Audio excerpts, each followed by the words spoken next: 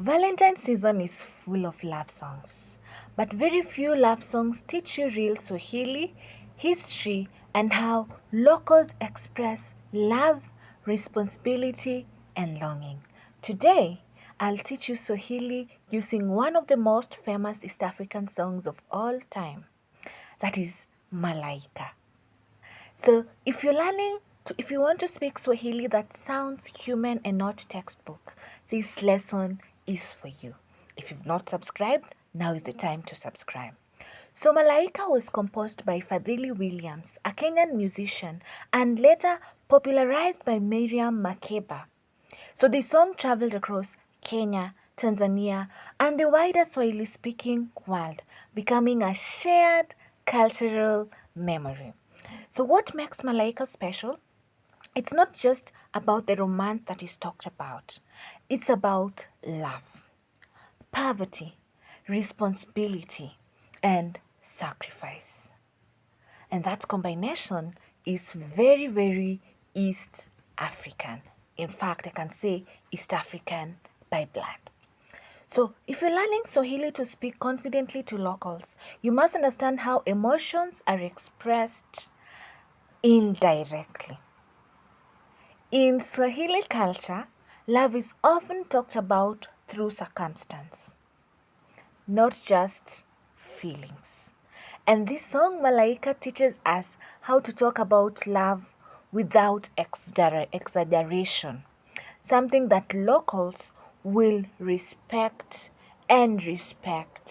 deeply. We don't like to exaggerate. Locals do not like to exaggerate love.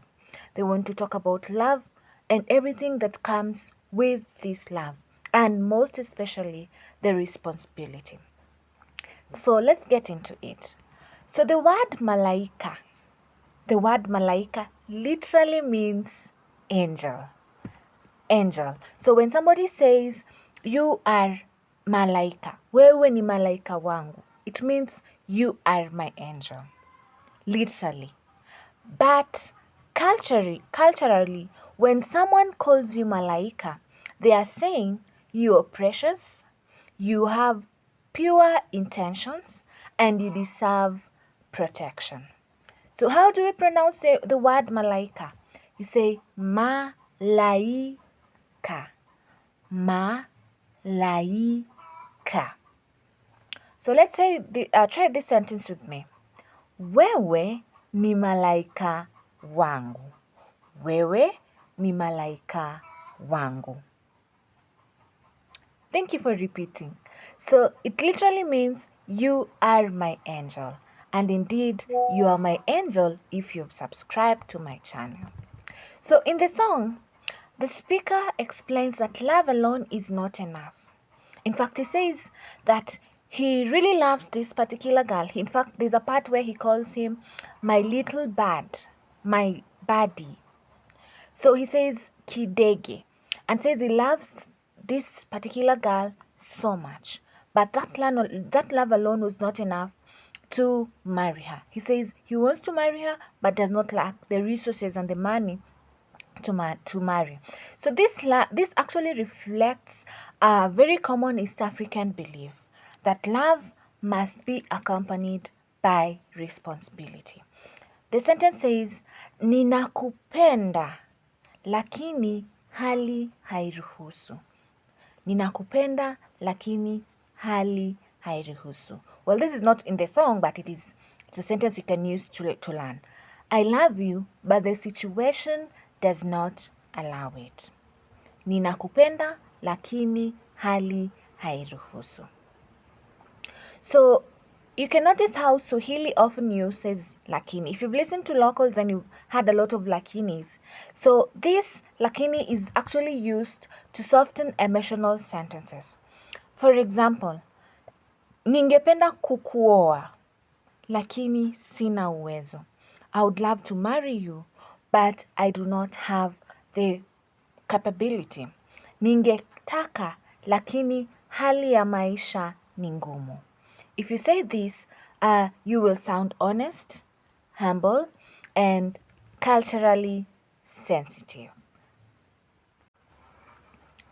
Now let's move from song to real conversations. I'll give you 3 sentences, and please listen to how I say the sentences, and then you can repeat them, and then we'll continue. So these are the sentences. Huu ni wimbo unaogusa maisha halisi. Huu ni wimbo unaogusa maisha halisi. Unaonyesha mapenzi yenye busara. Unaonyesha mapenzi yenye busara. Watu wengi wanaujua na wanaupenda. That is sentence 3. Watu wengi wanaujua na wanaupenda. So if you said these sentences, anytime you're having a discussion about Swahili songs and you're discussing the song Malaika, then you say, huu ni wimbo unaogusa maisha halisi. You're saying the song actually touches on everyday life. And then the second sentence you said, unaonyesha mapenzi yenye busara. That means the song shows love. The song shows love that has wisdom. And finally, when you said watu wengi wanaujua na wanaupenda, you meant most people know the song and love the song. So if you said this to a local, you're not just speaking Kiswahili, but you're sharing cultural understanding. Something that I can assure you will be deeply, deeply appreciated. So with Valentine's coming and all the love songs are streaming your ears and moving around, in your collection, if you're learning Swahili language, Malaika should be there. And as you listen to Malaika, remember it reminds us about love that is not only about romance. It's about timing, responsibility, and dignity. That is why this song still touches people decades later. So if you want to learn Swahili through culture, history, and real human expression, not memorized phrases, then this channel is for you. So subscribe, and if you're preparing for research, travel, or deep cultural immersion in East Africa, I work with learners just like you. The link for subscribing for my classes is in my bio.